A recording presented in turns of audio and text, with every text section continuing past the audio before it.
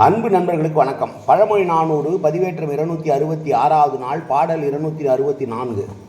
செறிவுடை தார்வேந்தன் செவ்வியல் பெற்றால் அறிவுடையார் அவ்வியமும் செய்வர். வரிது உரைத்து பிள்ளைகளை மருட்டும் தாயார் போல் அம்புலி மேல் ஒள்ளிய காட்டாளர்க்கு அரிது. ஒரு அரசன் தீமையை செய்ய முயல்கிறான். எப்படிப்பட்ட அரசன்? நெருக்கமாக தொடுக்கப்பட்ட பூக்களால் ஆன மாலையை அணிந்திருக்கிற அரசன்.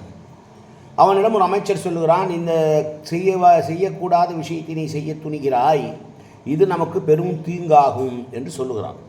ஆனால் அந்த அரசன் இந்த அமைச்சர் சொல்வதை கேட்க மறுத்து நான் என் இஷ்டப்படி தான் செய்வேன் என்று செய்ய முயல்கிற பொழுது இந்த அமைச்சரானவன் என்ன செய்வானாம், ஒரு தாய் எப்படி குழந்தை உணவு விண்ணவில்லை என்றால் சந்திரனை காட்டி அதற்குள் ஒரு பூதம் இருக்கிறது பார், அந்த பூதம் உன்னை விழுங்கிவிடும் என்று சொல்லி சோரை ஊட்டுவாள்.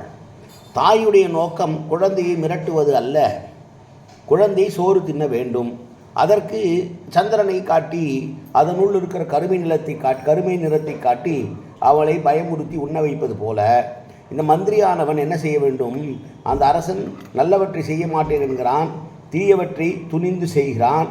தீமையானது செய்வதனால் அரசாங்கத்திற்கு கேடு. எனவே அவன் பொய் உரைத்தாவது வேறு ஏதாவது காரணம் கொடுத்து செய்தாவது அல்லது பயமுறுத்தியாவது அந்த தீமையான செயலை செய்ய விடாமல் தடுப்பான் நல்ல அமைச்சன் என்று சொல்லுகிற பாடல் இந்த பாடல்.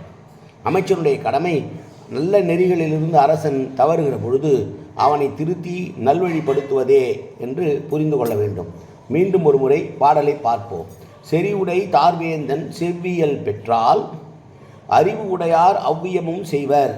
வரிது உரைத்து பிள்ளைகளை மருட்டும் தாயார் போல் அம்புலி மேல் ஒள்ளிய காட்டாளர்க்கு அரிது.